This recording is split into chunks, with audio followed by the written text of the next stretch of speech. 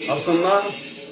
भूत पिशाच निकट नहीं आवे, तीनों ताप वाणी से कट जावे, तीनों ताप वाणी से कट जावे। भूत पिशाच निकट नहीं आवे, भूत पिशाच निकट सुर नर मुनि भी सतसंग चाहवे, सुर नर मुनि जन भी वो सतमार्ग को टोवे, सतगुरु की वाणी।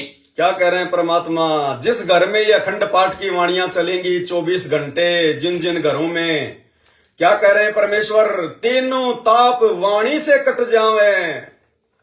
तीनों ताप, अरे 3 ताप से अगर किसी का छुटकारा वर्तमान में हो रहा है तो सत्सेवकों का हो रहा है। जिनके घरों पे ना कोई भूत है ना कोई पिशाच है, उन आश्रमों में धाड़ मारते हैं। लोगों के घर जो है बर्बाद हो रहे हैं। संत रामपाल जी के उन भक्तों के जो उन आश्रमों से जुड़े हुए हैं, एक सेकंड का चैन नहीं है उनको, संसार से उनका ध्यान नहीं हटा। दिन रात माया की दौड़ में भाग रहे हैं। परेशानियां, कब मर जाते हैं, एक्सीडेंट हो जाते हैं, पता ही नहीं। क्या कहते परमात्मा? जिस घर में अखंड पाठ शुरू हो जाएंगे अब घर घर में, तीनों ताप वाणी से कट जावे। इन अखंड वाणियों में इतनी पावर है, इतनी शक्ति। अधिकारी के मुख कमल से उच्चारित वाणियां, स्वयं सिद्ध वाणियां जिस घर में चलेंगी, क्या कह रहे हैं गुरु जी? तीनों ताप वाणी से कट जावे। 3 ताप बताए परमात्मा ने, दैहिक, दैविक और आध्यात्मिक। दैहिक वो हैं जो हमारे शरीर के रोग हैं, कष्ट हैं। दैविक वो हैं जो देवी देवताओं के द्वारा, भूत प्रेतों के द्वारा जो परेशान किए जाते हैं। भाई किसी का कोई श्राप लग जाता है, वैसे किसी ने कोई पिछले जन्म का जो है कोई श्राप दिया हो। और आध्यात्मिक, आध्यात्मिक वो है हमारे पिछले जन्म के प्रारब्धों के कर्म। तो 3 प्रकार के ताप बताए परमात्मा ने, दैहिक, दैविक और आध्यात्मिक।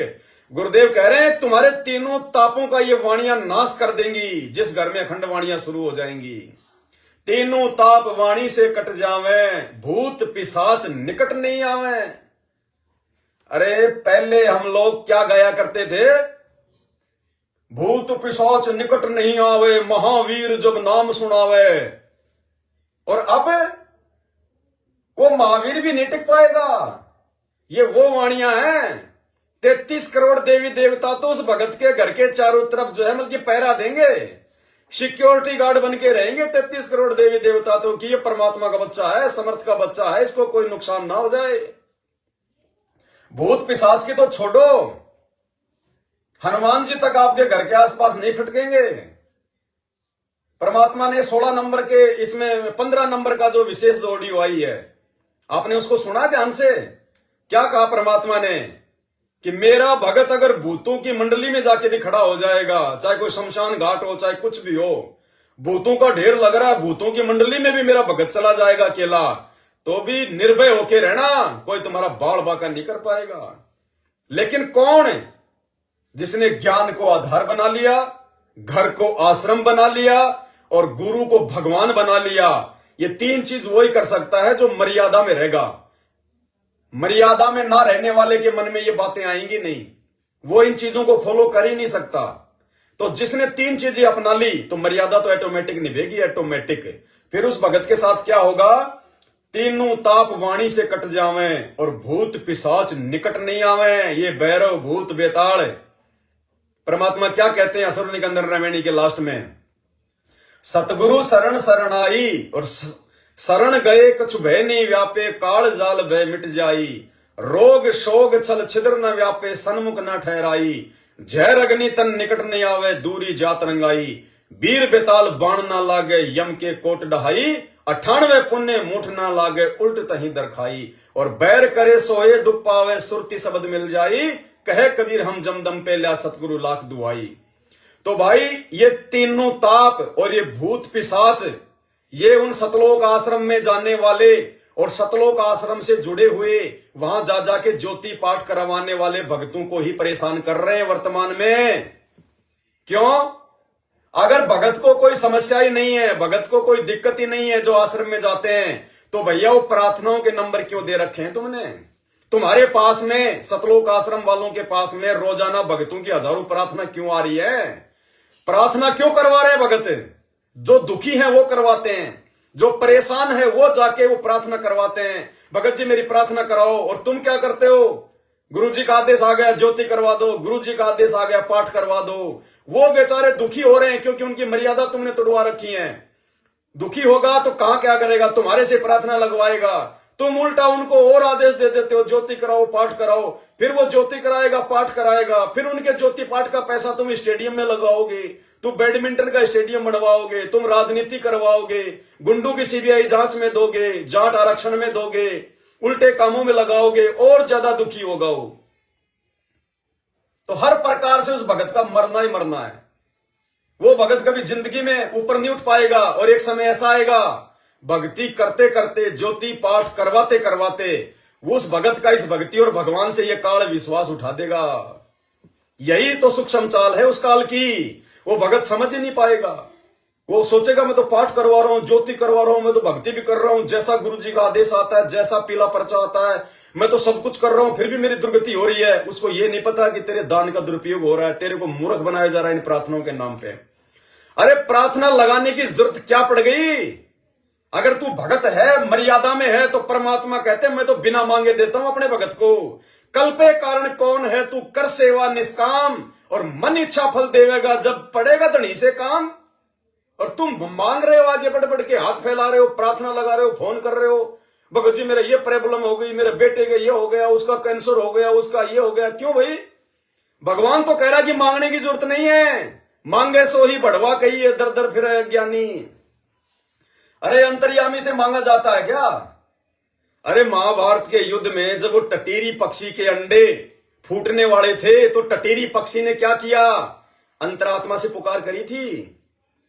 उसने कहीं कोई प्रार्थना नहीं लगवाई किसी कोऑर्डिनेटर के पास में, गुरुजी की बेटी के पास में। प्रहलाद भगत को उसके बाप ने इतने दुख और तकलीफ दिए, उसने किसी कोऑर्डिनेटर के पास जाके फोन नहीं किया, प्रार्थना नहीं लिखवाई। मीराबाई ने जब जहर पिया तो किसी से कोई प्रार्थना नहीं लगवाई। उनको विश्वास था कि भक्ति कर रहे हैं तो परमात्मा अपने भगत की रक्षा करेगा। और तुम लोगों की साक्षात धरती पे आज भगवान है, उसके बाद भी तुम्हारी दुर्गति हो रही है। प्रार्थनाओं पे प्रार्थना लिखवा रहे हो। अगर भक्ति कर रहे हो तो प्रार्थना करने की जरूरत क्या पड़ गई? अरे प्रार्थना करने की जरूरत क्या पड़ गई? अगर तीनों समय की आरती तुम सही से कर लो तो तीनों समय की आरती क्या है? वो प्रार्थना स्तुति। लेकिन वो तुम ढंग से नहीं कर पा रहे। कुपात्रों को ज्योति पाठ और दान का आश्रमों में जा जाके पैसा दे रहे हो, उनके हर झूठे आदेश को फॉलो कर रहे हो, मर्यादा तोड़ रहे हो। इसलिए तुम्हें आवश्यकता पड़ रही है। तुम्हारे तीनों ताप नहीं कट रहे, भूत पिशाच से तुम्हारा छुटकारा नहीं हो रहा। लड़ाई झगड़े तुम्हारे घर में 24 घंटे, दिन रात माया के लिए भाग रहे हो, भक्ति के लिए समय नहीं है। इसलिए क्योंकि तुम्हें काल मूर्ख बना रहा है। और सत्सेवक देखो, ज्ञान को आधार बनाया, गुरु को भगवान बनाया, और परमात्मा को भोग लगा रहे हैं। ना कोई पीला पर्चा मानते, ना किसी की ऑडियो, ना किसी का वीडियो। ज्ञान आधार से भक्ति करते हैं, मर्यादाओं में रहते हैं, मालिक के आशीर्वाद से। तीनों समय की आरती भगवान से बिल्कुल सही तरीके से करते हैं, विधि विधान से करते हैं, तो परमात्मा सुनता अपने बच्चों की। वो निर्मोही है, निर्मोही। वो ये नहीं देखता तुम क्या कर रहा है, वो ये देखेगा ये मर्यादा में कितना है, गुरु जी को क्या मानता है। ऐसे परमात्मा लाभ देगा। तो ये जो लाभ है, तीनों ताप वाणी से कट जावे, भूत पिशाच निकट नहीं आवे, सुर नर मुनि जन भी सत्संग चावे। अरे इन वाणियों को तो सुर नर और मुनि जन भी सुनना चाहते हैं। वो ऋषि मुनि सतयुग त्रेता द्वापर में जंगलों में लाखों लाखों साल अपना शरीर समाप्त कर गए, उनको भी ये सत्संग नहीं मिला, ये वाणियां सुनने को नहीं मिली, ये खंड वाणियां उनको भी नसीब नहीं हुई। जो वाणियां आज घर बैठे परमात्मा घर घर में पहुंचा रहा है, इतना महत्व इन वाणियों का। सुर नर मुनि जन भी सत्संग चावे, वो सतमार्ग को टोवे। टोना यानी हरियाणा में कहते ढूंढना, सर्च करना। वो देवता भी इस सत्य मार्ग को टो रहे हैं, ढूंढ रहे हैं। और भगवान खुद तुम्हारे घर पे आके तुम्हें बता रहा है, भगवान खुद तुम्हें आके समझा रहा है। इन वाणियों के माध्यम से तुम्हारे घर घर में पाठ करने के लिए आ रहा है, और सुर नर मुनि और देवता ढूंढ रहे हैं, और यहां परमात्मा खुद अपने बच्चों को ढूंढ रहा है कि मेरे अधिकारी बच्चे कौन कौन है जिनके घरों पे जाके मैं पाठ करूं। मेरी संगत में मेरे कितने बच्चे हैं जो मुझे भगवान मान चुके हैं, मुझे कबीर मान चुके हैं, ताकि उनके घर पे जाके मैं पाठ करूं। मेरे कितने बच्चे हैं जिन्होंने अपने घर को ही आश्रम बना लिया ताकि मैं उनके घर पे जाके पाठ करूं, उनको लाभ दूं। परमात्मा खुद आ रहे हैं यहां पे। क्या कहते हैं परमात्मा?